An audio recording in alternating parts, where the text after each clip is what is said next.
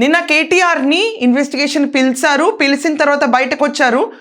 లోపలికి వెళ్ళేటప్పుడు చిన్ననామం ఉంటే బయటకు వచ్చిన తర్వాత పెద్దనామం పెట్టుకుని ఆయన ప్రెస్ మీట్కి కూర్చున్నారు. నాకు కనిపించిన డిఫరెన్స్ అదే, అంతకుమించి నాకేం డిఫరెన్స్ కనిపించలేదు.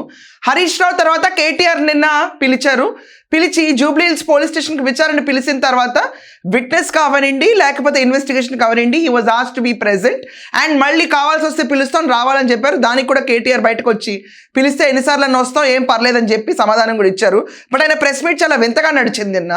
నాకు అసలు సిట్ వాళ్ళు పిలిచిన ఫోన్ ట్యాపింగ్ గురించి మాట్లాడడం ఎక్కువ ఇంపార్టెన్స్ పక్కన పెట్టి ఇప్పుడున్న రూలింగ్ పార్టీ కాంగ్రెస్ మీద అక్యూజేషన్స్ ఎక్కువ వేయటంలో వాళ్ళు ఎఫర్ట్ ఎక్కువ పెట్టారు. అండ్ ఇది లీకు వీరుల ప్రభుత్వం అని చెప్పి కూడా something he's mention which I don't want to go in detail. ఎందుకంటే అది ఇప్పుడు ప్రెసెంట్ సిచ్యువేషన్కి పర్స్పెక్టివ్కి సాల్వ్ అవ్వదు ఆ సిచ్యువేషన్ ఆయన మాట్లాడింది. సో కేటీఆర్ తీసుకొచ్చి నిన్న మాట్లాడిన దాంట్లో ఏంటంటే ఈయనే సిట్ని అక్కడ ప్రశ్నించాడంట. వాళ్ళ ప్రశ్న ఏముంది, నా బొంద అక్కడ ఏం లేదు, నేను ప్రశ్నించాను వాళ్ళని తిరిగి మొత్తం కడిగేశాను నేను అక్కడ. ఏంటి ఆ సెలబ్రిటీలు అని చెప్పి సినిమా వాళ్ళ పేరు తీసుకొస్తారు, అలా నా అభియోగాలు ఉంటే తీసుకొచ్చి బయట పెట్టండి అయ్యా, నాకు ఇవ్వండి అయ్యా, ఎవరు కంప్లైంట్ చేస్తారో చెప్పండి అయ్యా అని ఎత్తు చెప్తారండి బాబు.